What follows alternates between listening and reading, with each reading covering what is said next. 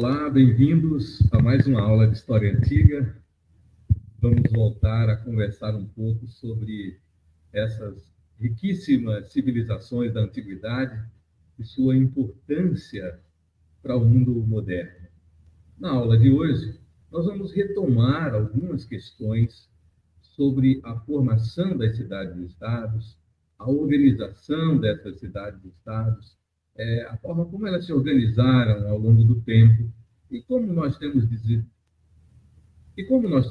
a vocês, nós vamos costurando em pedaços essa tapeçaria historiográfica que nos dá visões sobre o mundo antigo. Vamos começar pela civilização grega. Quando a gente pensa no mundo grego, a gente pensa sempre em um país, né? O professor Funari, inclusive, ele abre um capítulo que você está estudando com essa colocação, né? A Grécia é um país, mas para os gregos, todos os que falavam a língua grega, onde quer que eles estivessem, eles eram chamados gregos, né? Então, pensar a Grécia Antiga é pensar nessa civilização magnífica, né, que se formou no mundo antigo e que tem uma contribuição tão importante para todos nós. A Grécia ela vai aparecer inicialmente na Península Balcânica, né, e, a partir daí, ela vai se desenvolver e adquirir uma característica que nós chamamos de cidade-estado, né? A Grécia sempre teve essa divisão política do seu mundo. Ela estava dividida em polis, né? Como é chamada as cidades-estados gregas. Então, você tem aqui um pouco de geografia, né? Você tem a Península Balcânica, né? Que é o centro original da civilização grega. De um lado, você tem o mar Mediterrâneo, né? Do outro, você tem montanhas, muitas montanhas. O território grego ele é composto de 80% de montanhas, segundo arqueólogos e historiadores. Entre uma montanha e outra, você tem os despenhadeiros, né? Os vales férteis, poucos vales férteis para a agricultura. O solo grego era um solo muito pobre, e essas condições físicas eram muito ruins, né, para a agricultura. A Grécia ainda sofria de invernos rigorosos, verões rigorosos, períodos de seca. Isso vai incentivando, né, a população grega aos deslocamentos, né? Os deslocamentos populacionais, ele é uma marca registrada da expansão grega para as outras terras. Os geógrafos sempre dizem que, uma metáfora, que a Grécia é como se fosse uma mão aberta, né, com os dedos sobre o mar Mediterrâneo. E isso fez com que o mundo grego ele se espalhasse, né, pelo mundo inteiro. O mundo da época conheceu a cultura, a tecnologia dos gregos, e os gregos também assimilaram muito dessa cultura dos povos orientais, né? Então, nesse slide, você já tem uma primeira síntese, né, para você entender quem eram os gregos, onde estavam os gregos, quais são as características da geografia grega que fez com que os gregos se tornassem aquilo que eles se tornaram. Portanto, os aqueus, os jônios, os eólios e dórios foram os responsáveis pela criação e consolidação do mundo grego como entidade cultural e social que se formaram. Os gregos, portanto, não vieram do nada, né? Outros povos contribuíram para que a cultura grega se formatasse da maneira que se formatou. Eles, como nós vimos, forçados, né, por uma série de questões que a gente já vai ver daqui a pouco, eles deixaram seu território original e se estabeleceram em colônias. Então, fora da Grécia continental, eles acabaram ocupando diversas ilhas. Olha esse mapa é bem interessante que você tem aqui. O professor Funari, ele nos trouxe em seu livro esse mapa que mostra um pouco dessa localização geográfica dos gregos. Você pode ver aí no Mar Egeu, né, você tem várias ilhas gregas, inclusive muito próximas umas às outras. Né? Eu sugiro que você encontre outros mapas que você possa entender melhor. Esse mapa serve apenas como uma referência para a gente entender, mas tem outros mapas que são melhores e maiores do que esse. Mas você pode ver, lá no Mar Egeu você tem ilhas próximas umas das outras, né? Algumas imensas, como Creta, né? Outras menores, muitas outras menores. Né? Na região da Jônia, aí no lado oriental, na região da Jônia, do lado oriental do Mar Egeu, né? Hoje, atualmente a Turquia, né? Você tem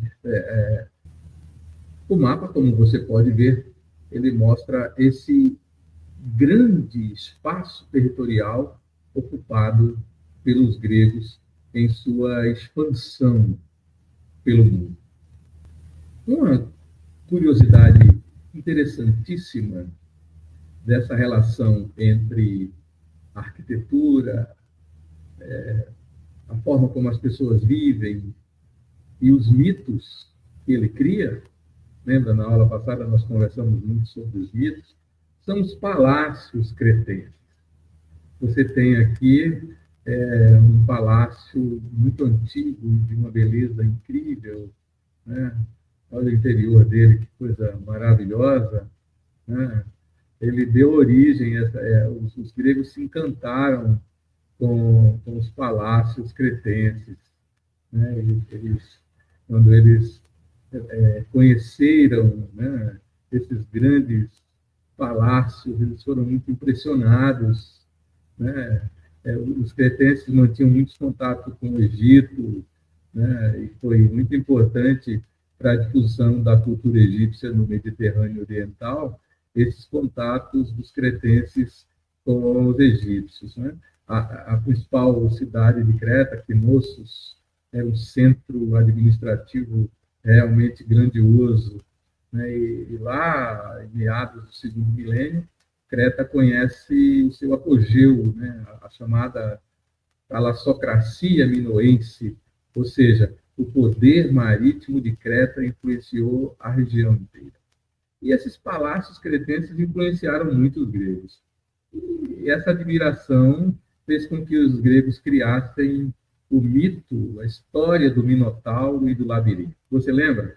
A lenda diz que o rei Minos, o rei de Creta, para vingar a morte do seu filho na Ática, ele começou a exigir como tributo 7 meninos e 7 meninas atenienses para serem oferecidas ao Minotauro. O Minotauro era uma criatura monstruosa, assustadora, meio homem, meio touro, né, que devorava as crianças. E a fera vivia nesse labirinto, né, um local cheio de aposentos, cheio de caminhos, igual os palácios de Knossos. Até que um dia Teseu, um personagem heróico da Grécia, matou o Minotauro e encontrou o caminho de saída que ninguém tinha conseguido antes. Você lembra, com certeza você já ouviu falar nessa linda história, interessantíssima. O herói grego consegue amarrar a ponta de um novelo na porta da entrada e vai desenrolando o novelo, e aquela linha, enquanto ele caminhava, fazia com que ele soubesse voltar. Essa lenda muito famosa demonstra como a civilização cretense ela influenciou os gregos na construção dos seus mitos, na construção das suas histórias. E aqui está, o herói grego matando o Minotauro e esse monumento histórico que permanece até hoje como prova da beleza, da riqueza e da grandeza da arquitetura e da cultura dos povos antigos. A gente avança no nosso entendimento sobre a organização das cidades gregas, das cidades do mundo oriental, das cidades desse mundo mesopotâmico, falando sobre a expansão, né, grega. Né? Por que os gregos se expandiram tanto, né, do seu lugar? Né? Eu usei a expressão os gregos antigos se espalharam pelo mundo, né, referindo-me exatamente a esse fenômeno da colonização grega. As colônias gregas elas foram fundadas em vários lugares, fora da Grécia continental, como nós vimos há pouco, e essa presença dos gregos, né, ficou conhecida no mundo inteiro da sua época. E a pergunta é, quais foram as causas, né, dessa expansão grega? Né, nós vamos conversar muito sobre a cultura, a história, a religião, a arquitetura greco-romana, e, nesse momento, a gente tenta entender quais as causas da expansão grega. A primeira causa foi a pressão que eles tinham em relação ao crescimento da população e não tinha mais terra, né, para que as atividades econômicas pudessem se desenvolver ali. Paralelo a isso, você tem a escassez de recursos. A gente disse há pouco que as terras gregas elas eram poucas para atender, né, a demanda por recursos naturais para alimentar essa população grega. E os gregos precisavam encontrar novas terras, mas os gregos também eles eram excelentes comerciantes. Né? Os gregos eles vendiam qualquer coisa. Então, além de serem bons comerciantes, eles eram magníficos navegadores. Né? Se você vê o que nós temos hoje sobre as embarcações gregas, elas são realmente magníficas. E precisando de novas terras, precisando de recursos naturais, tendo material, né, produtos para serem negociados, para trocar, né, comercialmente, e tendo condições de navegar, os gregos acabaram indo colonizar o mundo antigo. Essa expansão grega ela ocorre pontualmente na fundação de colônias que foram estabelecidas ao longo de todo o mar Mediterrâneo, do Mar Negro, né, vai até o sul da França, na Itália, na Espanha, enfim, os gregos se esparramaram pelo mundo e formaram uma rede que desempenhou um papel significativo no desenvolvimento da civilização grega e na interação dos gregos ou da cultura grega com outras culturas. Né? Essa expressão, portanto, destaca o impacto da expansão grega além de suas fronteiras originais, contribuindo, claro, para a formação de um novo mundo. Portanto, os gregos eles se esparramaram pelo mundo e construíram uma civilização que trouxe uma influência enorme para o Oriente Próximo. Né? Mas é preciso dizer que os gregos absorveram muito da cultura, das ideias, das tecnologias, né?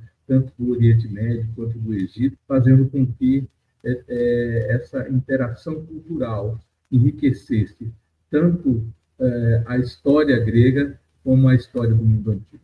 É preciso entender isso, né? É preciso entender que a difusão cultural, né, ela é uma difusão de mão dupla. Ao mesmo tempo que uma sociedade influencia outra, ao mesmo tempo que uma civilização contribui com outra, ela recebe contribuição dessas novas sociedades com quem ela entra em contato.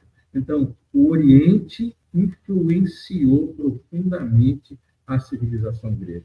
É interessante pensar, né? Eu digo isso na condição de historiador, porque algumas vezes nós, de forma neótica, né, entendemos que as culturas elas não têm esse diálogo, né, esse múltiplo diálogo. Karl Marx, ele, na sua dialética, ele mostra exatamente isso. Né? Dialética, no lato sensu, seria o diálogo, né? A dialética entre elementos culturais de uma sociedade que influencia a outra e a outra influencia a uma, se você me permite essa brincadeira. Eu passo agora a listar de forma muito sintética, né, algumas contribuições do mundo grego para as outras sociedades e as contribuições dessas sociedades para o mundo grego. Né? Reitero, né, a importância da influência do Oriente na civilização grega e como foi significativo. Né?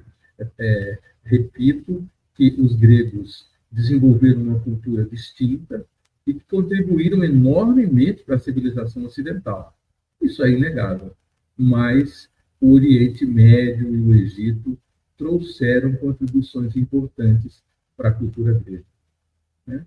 A Grécia, que estava muito envolvida em atividades comerciais, né? Ela faz com que essas trocas comerciais facilitem o fluxo tanto de mercadorias quanto de ideias. Né? Quando você entra em contato uma civilização com outra, você não troca apenas mercadorias, você troca ideias. Mas, se você olhar para a mitologia grega, para a religião grega, você vai ver que ela tem paralelos com a mitologia do Oriente. Ela compartilha semelhanças, por exemplo, com as histórias da mitologia mesopotâmica. Deuses mesopotâmicos são associados aos deuses gregos. Né? Dionísio, por exemplo, o deus do vinho, né? Associado aos rituais, ele tem uma comparação com divindades do mundo oriental. Eu sou apaixonado pela arquitetura grega. Né? Enche os olhos da gente. Mas a arquitetura grega ela foi influenciada por estilos arquitetônicos do Oriente. Né? As colunas gregas, né? Os seus capitéis, né? Eles têm uma influência da arquitetura do Oriente Médio.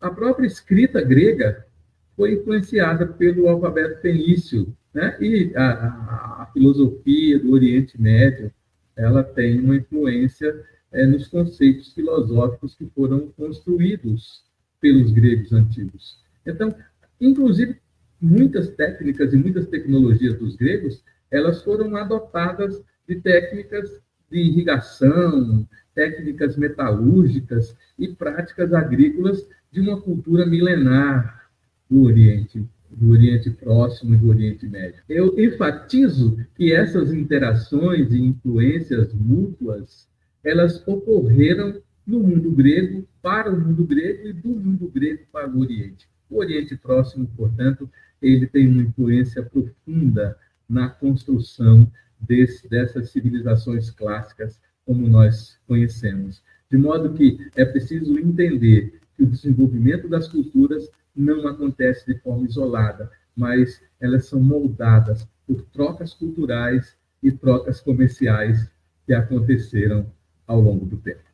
Vamos, então, continuar com essa breve síntese sobre a organização social na antiguidade greco-romana, apresentando para você essas imagens belíssimas da ágora ateniense e das mulheres espartanas. As mulheres espartanas, elas tinham uma liberdade maior do que as outras mulheres antigas. É um dado interessante dessa sociedade que se formou no mundo antigo.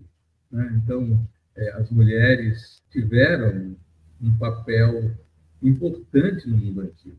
Né? As mulheres que foram muito discriminadas. Né? Quando você olha com o olhar do século XXI para a situação das mulheres antigas, você percebe que a situação era bastante desigual. E as mulheres atenienses, elas tinham uma condição melhor do que as outras mulheres, né? E tinha também um papel importante na cultura romana. Né? A família era uma instituição importante dentro da cultura romana. Nós vamos, portanto, viajar aqui, né, nessa cultura ateniense. Né? Vamos conhecer um pouco da organização social de Atenas. Atenas, ela foi o centro cultural do mundo antigo. Ela se destaca pelo teatro, pela filosofia, pela arquitetura, pela educação. Né? Atenas foi um grande centro cultural. Né? É uma sociedade muito complexa, né? Os homens livres, cidadãos atenienses, né, que tinham direitos políticos, né, podiam votar, podiam participar da ágora, né, a praça onde se discutiam questões múltiplas da sociedade ateniense. Né, e em ateniense, dentro dessa sociedade ateniense, você tinha os estrangeiros, né, que não tinham direitos políticos, né, que desfrutavam de certos direitos, mas não tinham uma cidadania plena. E os escravos, né, uma parte significativa da população ateniense era composta pelos escravos. Eles eram propriedade dos cidadãos e realizavam diversos trabalhos. Recentemente, nós fizemos escravidão aqui, né, de como a escravidão era vista na antiguidade. As mulheres atenienses, ela tinham uma série de restrições, não tinham direitos políticos, né, ocupavam papéis domésticos, né, embora algumas não tivessem influência intelectual e política, mas via de regra, as mulheres elas ocupavam, né, um lugar secundário dentro da organização social ateniense. Atenas refletia em sua organização social uma civilização patriarcal, uma sociedade onde a cidadania e a participação política eram reservadas aos homens livres, eram reservadas aos cidadãos. Né? Apesar disso, né, apesar dessas desigualdades sociais, Atenas ela aparece, né, como uma sociedade que estabeleceu as bases para os conceitos modernos de cidadania, o homem da cidade e da democracia, né, um poder que emana do povo.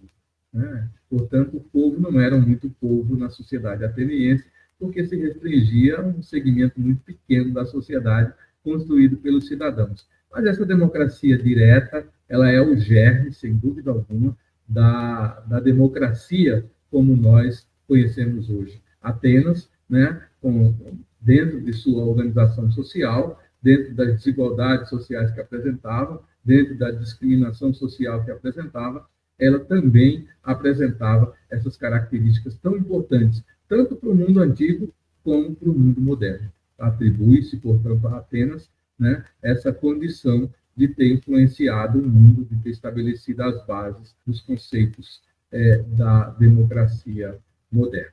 Saindo de Atenas, né, vamos para uma outra cidade importante da Grécia Antiga, né, Esparta. Esparta tinha uma sociedade realmente centrada na preparação militar, né, com uma população dividida em basicamente três grupos sociais: os esparciatas, os periéclitos, os ilotas. Né, eles compunham essa sociedade espartana, né, e os esparciatas eram os cidadãos, né, eles tinham plenos direitos, pertenciam a essa elite social e eram guerreiros, exímios guerreiros, guerreiros profissionais.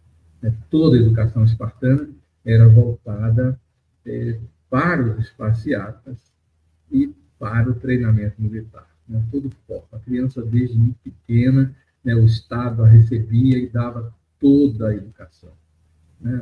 Os jovens esparciatas, eles tinham um regime muito rigoroso de educação física, de treinamento militar. Né? Eles vestiam roupas o tempo todo, no frio, no inverno, eles não trocavam de roupa no sentido, vou me aquecer, vou pegar uma roupa mais leve, não. Andavam descalços para poder os pés estarem treinados, né, a um ambiente de guerra. Então, a educação espartana era realmente uma educação voltada para o cidadão espartano e para a guerra. Os periecos, né, que moravam em Esparta, mas não eram cidadãos, né, eles não tinham direitos políticos equivalentes aos esparciatas, mas é importante dizer que eles desempenhavam um importante papel na economia espartana.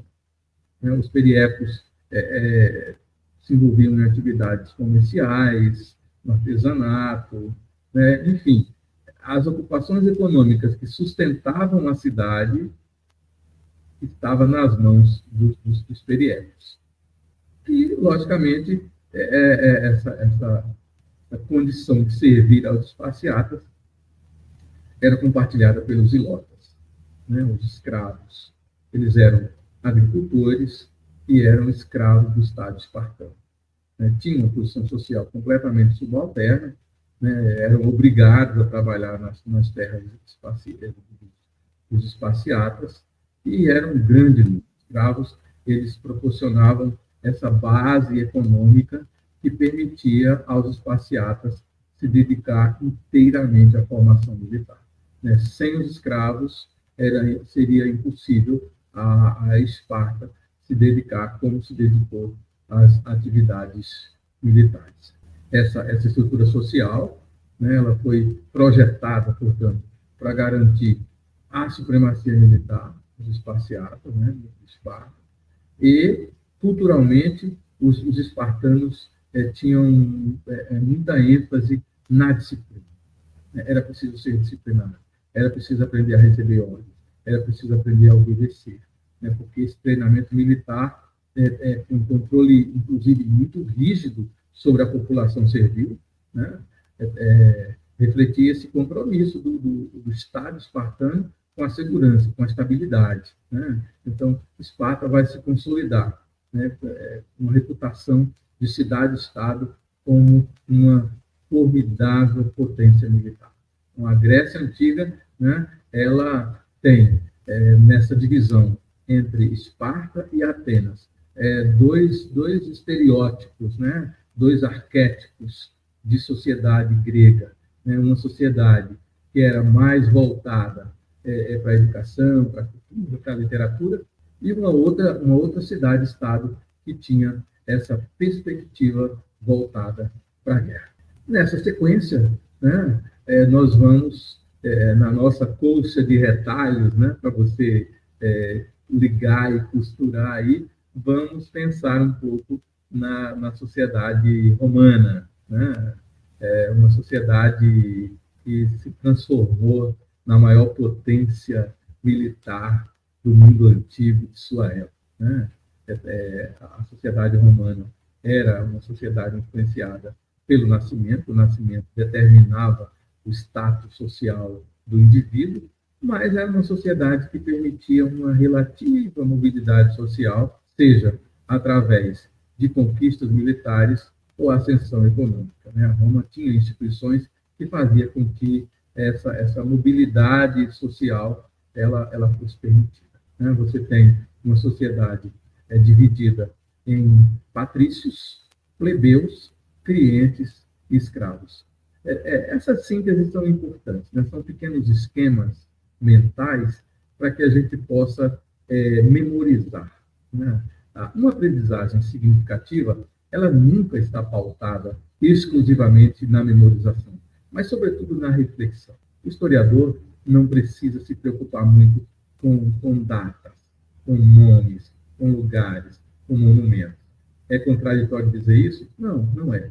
Cabe ao historiador entender, interpretar. Né? A partir daí, essas questões de memorização, elas vão sendo de forma subalterna, elas vão subsidiando o entendimento.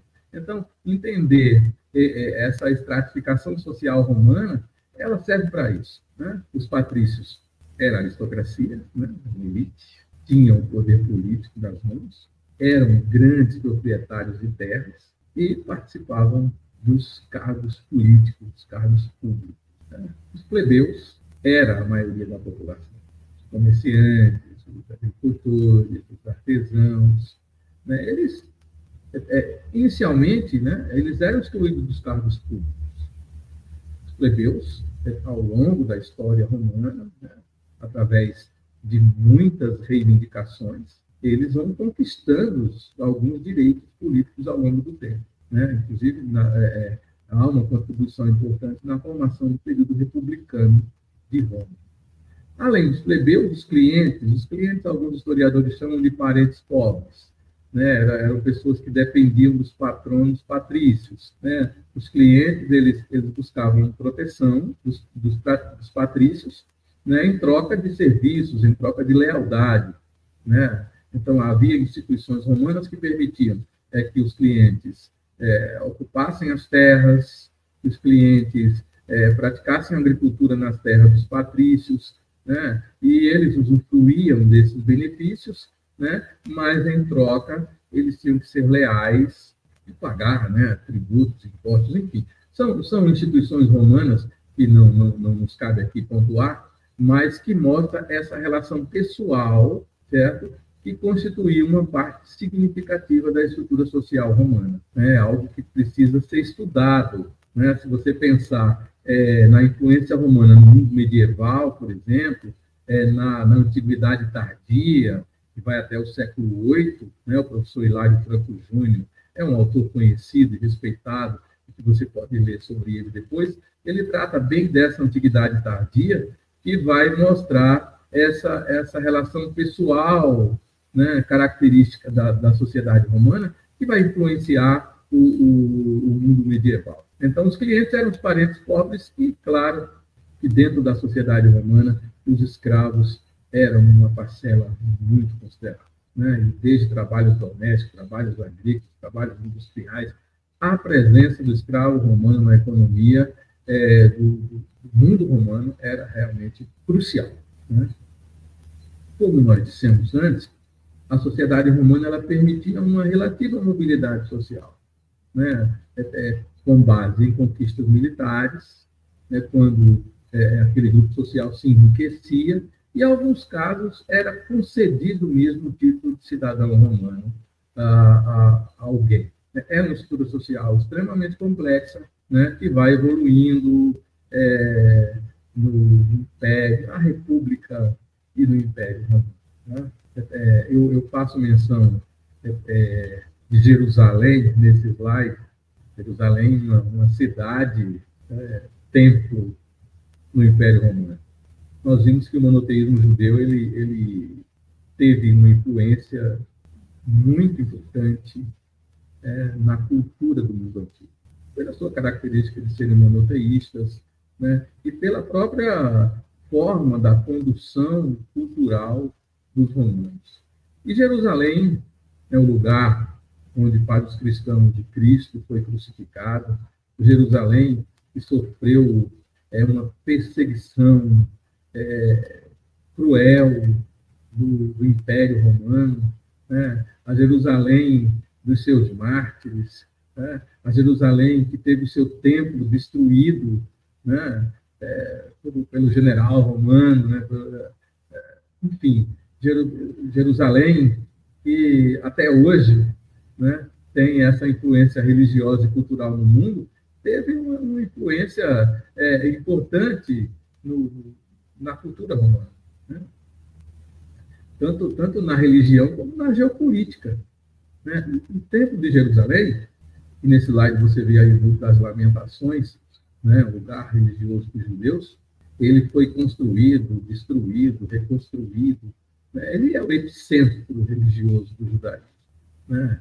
E a cidade vai se tornar palco de conflitos, né? A revolta judaica, né, que levou à destruição do segundo templo pelos romanos, né, no ano 70 depois de Cristo, né? Há uma profecia que diz: ai, né, das grávidas e das que amamentam naquele dia, né? Os romanos acreditavam que havia ouro, havia metais preciosos dentro das paredes do templo, né? E eles destruíram o templo e o domínio romano sobre Jerusalém vai trazer transformações culturais e religiosas, tanto no universo dos hebreus, mas, sobretudo, no universo dos romanos, né? Há uma influência das narrativas cristãs, especialmente no contexto sobre o mundo romano. E o Muro das Lamentações, como você vê nesse slide, é um remanescente desse tempo, que é um símbolo sagrado, né, até os dias atuais, né, Jerusalém foi palco de eventos históricos tão significativos. Ele representa essa intersecção vital entre as tradições religiosas e a história política no contexto do Império Romano. Você sabe que, séculos depois, Constantino e Teodósio, né, eles vão interferir na religião, né, Constantino vai tornar legal, né, ou seja, a religião cristã deixa de ser marginal em função da legalidade, né, que o imperador lhe dá. Esse slide sobre Jerusalém, ele traz essas reminiscências que são interessantes. Eu termino aqui a aula de hoje, né, agradecendo a você, trazendo as referências do Varinello, da Euler e do Pinsky, para que você não se esqueça. Você tem que fazer as leituras e que elas podem contribuir muitíssimo para a compreensão.